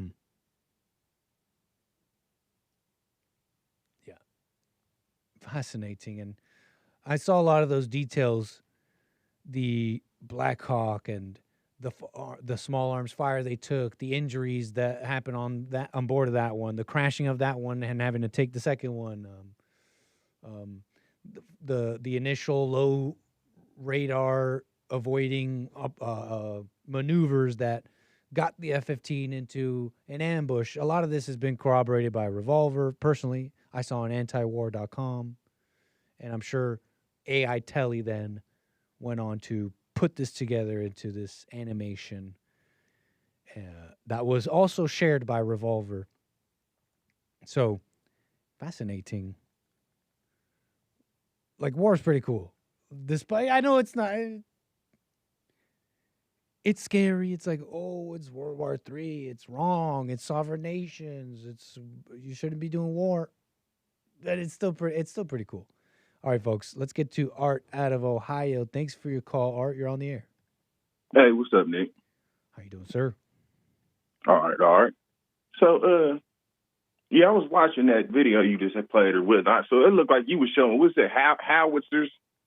The two little guns that was on the mountain that was manned by two people on the ground. I think those are howitzers or something like that. So a howitzer is that's like artillery. Yeah. A howitzer is a type of artillery gun. And I don't know if artillery was being deployed there. I don't see why, because artillery, you use that for ground troops.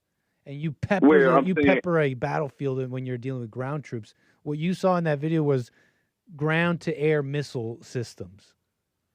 Ground-to-air missiles systems. They're meant to shoot down planes and fast-moving air targets, as opposed to artillery, which is meant to just bomb infantry at targets from far away, using bracketing, using a method called bracketing. Sorry, I'm nitpicking, but war is cool. I like to get this right. So I thought those was missiles, the ground to air missiles or whatnot to take down jets and stuff and helicopters. Yeah, yep, you're right. Yep, it's ground to air missiles. Well, the SAM, one thing, surface to air missiles, SAM they're also called SAM. Well, I think you can attach howitzers or a form of howitzer, which is the two little it look like two little guns beside each other or whatnot, and they shoot like kind of like bullets. And missiles is basically like bullets too, but that's what it looked like. That was in that mountain, because it looked like it was mounted to a truck, and the truck was laid down on the mountain to aim up at the sky. Those look like those were artillery rounds. I mean, I'm speculating. I'm not Fair enough. I'm not military expert or whatnot, but I kind of do look into it a little bit, or watch stuff that's military based or whatnot. We're alike. Cool. Yes, you might be right, yes, man. Sir. I just didn't see none of them jet. I didn't see none of them what's they call bazookas. What they were called. Oh yeah, like shoulder mounted kind of stuff, if individuals using shoulder mounted stuff. Yeah, we seen that a lot in the Iraqi war with Saddam and with Bin Laden in Afghanistan. The dreaded RPG. Mm-hmm. That was I heard was a nasty. Did a lot of work on American commandos. Yeah, but that's all. That's old stuff, man. Even right now, man. All that stuff is old stuff, man. We just throwing the fishing line out there. You know what I mean? America is. The old America is. We just throwing a fishing line out there, especially with that. I mean, and you're gonna take some casualties. You know what I mean? And them boys and girls, well, I don't know about the girls. The boys, they signed up, and hopefully they ain't done. And some of them they thinking they going in there to get a check, but when you sign up for that, you can expect that you might be going off to war or whatnot. So I'm expecting that most of them are with going and putting their life on the line. You ain't expecting probably to die or whatnot. It's hell, I hear. You know what I mean? And if Trump, sure, I mean, Hagstaff and Trump, they make sure they fed them good or whatnot. You know what I mean? Hint, hint. And not throwing no shade or nothing, just saying that. We always want to eat good before we go out. You gotta be fed good to be able to fight a war and be able to be healthy physically and mentally. So that's just a common thing. I'm somewhat familiar with what you're talking about a little bit. I've seen it memed on the internet, so I know what these people have been alluding to. I gather there's like a military concept in that if you're a sign that you're about to go on like a big deployment or something is that you get fed really nice meals like steak and lobster. Yeah. And they was talking about the liberals was complaining about I guess they got steak. I didn't feed into it too much or whatnot. I just got the gist of it from what I was seeing. You know what I mean? But definitely or whatnot. So yeah, it's all that's expected or whatnot, man. They just basically seeing what everybody got. With weapons that Russia don't gave to Iran, and Iran's using it or whatnot. And I'm pretty sure that they using them in space. They probably using the little visual stuff in space to look down on that area or whatnot. So, you know, a lot of this is small stuff for the simple fact that it's America got better weaponry than that. You see what I'm saying? Them jets, that's old school. They knew, but the technology is old. You see what I'm saying? America we ain't gonna lay all our eggs out, you know, to display everybody. You know what I mean? We gonna see what you got going on, and we gonna adjust to whatever you doing. You know what I mean? And we gonna take a couple losses.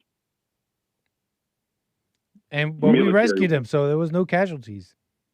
Yeah, well, I mean, yeah, of course. I'm just saying, period. Anytime. No, I know what you're saying. I know what you're saying. That's like it's not air superiority is not total. It's not 100%. Like, sure, it doesn't look good.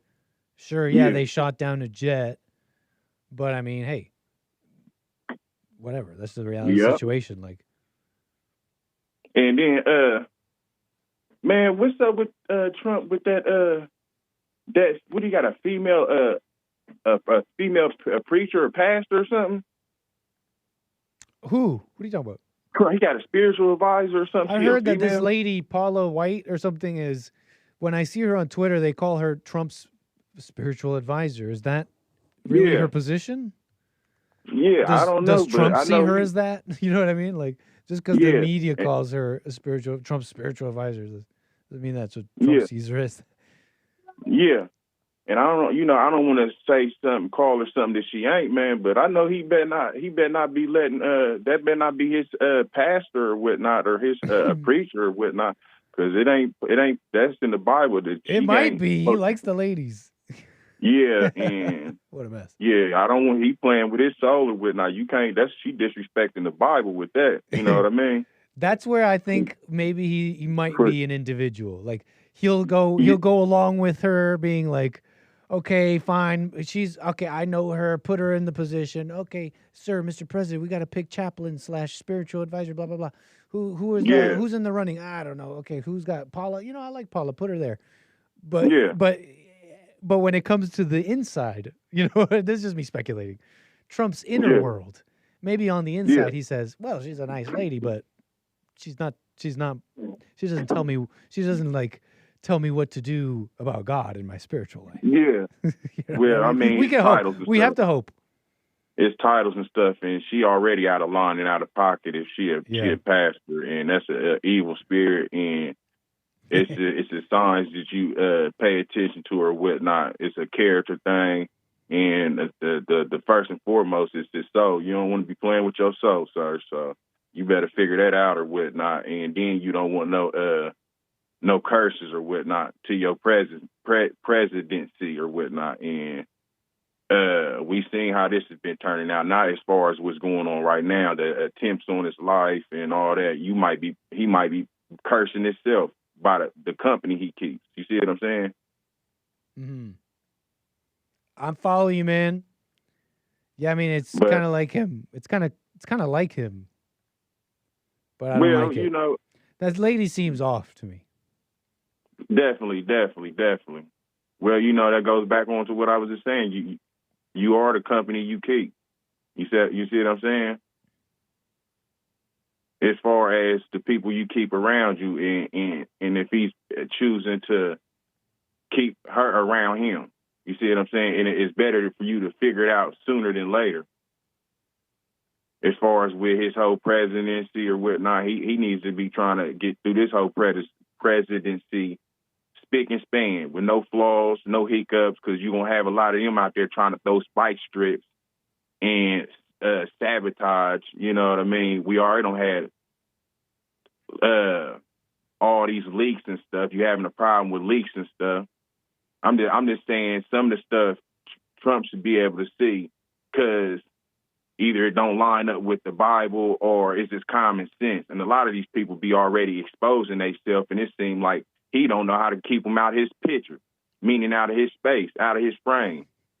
You see what I'm saying? To where you keep appointing people FBI director, Christy She's not in the Nome. administration, is she? He appointed her, didn't That's like an administration position? he? He appointed her, didn't he? Yes or no? I don't know. Who appointed her to what? Trump appointed Christy Nome and Pam Bondi. Oh, sorry, my bad. I thought you were still talking about Paula White. My apologies. Yes, Christy Dome, 100%. Following. Continue. He appointed. If that's his spiritual advisor, he appointed her too. Didn't you think his wife? I just don't know if that. I'm not denying. I'm just not familiar if that's an actual position in the White House, and that's an actual position for Paula White. I'm not denying. I'm just not. I don't know. Because you know how they say things online and the internet. And doesn't make her. That doesn't make it an administration position. Yeah, not Paula White. No, not Paula. But I'm following you, Christy Nome, 100%. Yeah. But some of these people have shown flaws or whatnot that he already probably knew about or he didn't. But when he did find out, he didn't remove him out of his picture. You see what I'm saying? Mm. And then it seems like it be coming back to bite him in his butt. And then you got people like me that's like, dang, Trump. Damn, Trump. Hold up, man. What? How is that? You know, we questioning stuff. You see what I'm saying? That's I think I'm following, I think. Essentially the type of, the people he hires and surrounds himself with. May not always be the best. Yeah. And it's like they didn't turn me on you when they was saying Russia, he colluding with Russia, or he racist this. They ain't turned me on you over that. I was rolling with you. I'm like, oh, I seen that from the jump. I'm like, oh, they just hating on him, man. They don't like him. They trying to keep the new guard from coming in because they the old guard, meaning the swamp. That's how I'm looking at it. But I didn't turn on you then. But me just keep seeing that you keep appointing people that don't need to be in certain positions time and time, and that'd be the stuff that'll make me turn on you. Turn? That's not reasonable though. What do you mean? Do you keep if somebody keeps feeding you bad food and you know you can get good food from another establishment, your pockets will turn on them then, won't it? You see what I'm saying? Like, you're not just gonna keep going and getting bad food just because you like, oh, I like this person. I like you, but I'm not gonna eat your food. But that's not what I'm saying. I'm just like thinking out loud that like that's not in my mind. Turning is not what you're allowed to criticize. Yeah, that's what I'm saying. But you said turn. I'm going to turn on him. Like you use that word, and in my mind that means like I hate him. Yeah, okay, you got me. Okay, not turn on him, but question you. That'll make me question you, like damn, or it'll make me question how you pick the characters that you keep around you. You see what I'm saying? Not turn on you, because I can feel bad for you. Like, man, he just don't know how to pick the right people around you. That don't mean to just turn. But I'm just saying, if I didn't turn on you because they was trying to defame you. No, I'm following you, man. Yeah, I don't know. I don't really have an answer to that. My impression, but I think I have a kind of an answer. I've not really mulled that over a lot personally, because in my mind, what's happened there over the years is Trump. He wants, you know how he talks. You've heard him talk. He's like, I just want things to work, and I just want things to run well, and I want people around me that want things to work and run well. So I think that's what happened. I think he finds people, and they come off and sound and maybe seem like exactly like what he's looking for. And he's like, you know what? I think you're right. And so, you know what? I'm going to give you a chance. And that's all he does. He doesn't really think about it beyond more than that. He's like, you know what? You seem fine. You're saying the right things. I'm going to give you a chance. And I think that's what's happened over the years. It's kind of like how he is. And maybe that's opened up to a lot of wrong people, mistakes, errors, whatever you want to describe it as. But if you're wondering why, in my opinion, that's why. That's because that's the kind of guy Trump is. Well, but please, last comment. We got to go. We're beyond time. Go ahead, Art. No, I mean I can agree with you with that or whatnot. And that was a miss. I misused the words or whatnot. But just in what I was just saying, that I'm following you now. I'm a question with you. who you put in these positions. But I agree with you, though. He is one of them type of people that I can clearly see that about him, that people get around him and they talk real good, but they really can't back up. And he just like, he's a Trump's type of person. He just going to give you a chance. I agree with you on that. But you pretty much, and everybody else pretty much get what I'm saying as far as what I'm saying. And he needs to get bad people from around him, but I ain't going to hold you up no longer. Thank you for having me. Let's talk about it further next time, Art. And call me again, sir. Yep. All right, folks, that's it from me. We're past time. That's American Acre, baby. We got Country Western Tuesday, the Hake Report, and more American Acre, baby. So make sure you follow, subscribe, and all that. But for now, I shall see you all tomorrow. Peace. Little Nick, too, he's got to say bye. Bye.